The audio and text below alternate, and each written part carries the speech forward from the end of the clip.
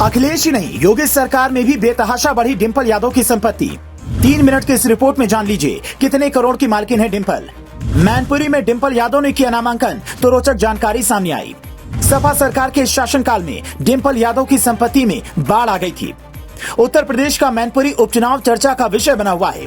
Mainpuri seat पर Samajwadi party ने अखिलेश यादव की पत्नी डिंपल यादव को अपना उम्मीदवार बनाया है। डिंपल यादव ने नामांकन भी कर दिया। डिंपल के सामने बीजेपी ने रघुराज शाकी को उम्मीदवार बना दिया। इसी बीच डिंपल यादव की संपत्ति को लेकर एक रोचक जानकारी सामने आई। आप जानेंगे तो आप भी हैरान हो जाएंगे। मैनपुरी उपचुनाव में सपा उम्मीदवार डिंपल यादव की संपत्ति में अखिलेश यादव ही नहीं, योगी सरकार में भी बेतहाशा बढ़ोतरी हुई। भारत निर्वाचन आयोग के आंकड़ों के आधार पर सपा प्रत्याशी डिंपल यादव की चल अचल संपत्ति 2009 में करीब 2 करोड़ थी।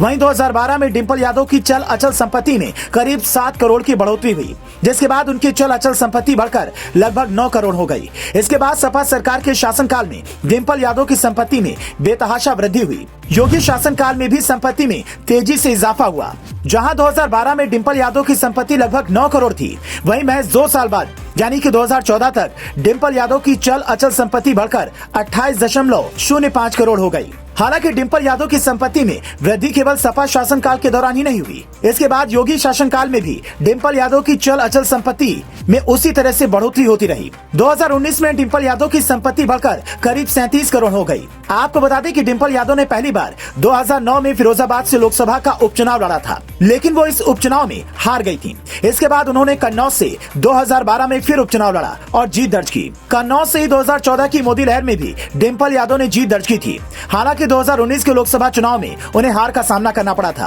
अब डिंपल यादव एक बार फिर से मैनपुरी उपचुनाव में सपा की ओर से प्रत्याशी बनाई गई हैं। मैनपुरी में मुलायम सिंह यादव के निधन के बाद चुनाव हो रहा है। उनका निधन बीते 10 अक्टूबर को गुरुग्राम के अस्पताल में हुआ था। रघुराज शाकी को बीजेपी के टिकट पर उम्मीदवार बना दिया गया है। रघुराज शाकी इटावा से सांसद रह चुके हैं। शाकी समाज पर उनकी जबरदस्त पकड़ मानी जाती है। मैनपुरी सीट पर यादवों के बाद सबसे ज्यादा शाकी मतदाताओं की संख्या है। करीब 3 लाख शाकी वोटर मैनपुरी सीट पर हैं और रघुराज शाकी अपने समाज में लोकप्रिय भी हैं। सबसे बड़ी बात, पहले शाकी समाजवादी पार्टी में ही थे। शिवपाल यादव के बेहद करीबी थे। शिवपाल ने जब बगावत की तो रघुराज शाकी भी उनके साथ हो गए। बाद में शिवपाल ने जब सपा की टिकट पर विधानसभा चुनाव लड़ा तो शाकी बीजेपी के साथ हुए। बीजेपी ने मैनपुरी सीट से शिवपाल को उतारने का मन बनाया था। मुलायम सिंह यादव की बहू अपर्णा यादव से भी चुनाव लड़ने को लेकर सवाल किया था, लेकिन दोनों ने ही डिंपल यादव के सामने चुनाव लड़ने से इनकार कर दिया। अखिलेश की कोशिश है कि करहल जिस सीट से वो विधायक हैं और जसवंत नगर जहाँ के विधायक उनके चाचा शिवपाल हैं, इन 2 सीटों से ही इतनी लीड डिंपल को दिला दी जाए जिससे चुनाव आसानी से जीत लिया जाए। और इसके लिए अखिलेश को चाचा शिवपाल की सबसे ज्यादा जरूरत दिख रही है, क्योंकि रघुराज शाकी भी जसवंत नगर के ही निवासी हैं और उनका भी यहाँ जबरदस्त आधार है। वैसे आपको क्या लगता है, मैनपुरी में कौन बाजी मार रहा है? आप अपना जवाब हमें कमेंट बॉक्स में बताइए।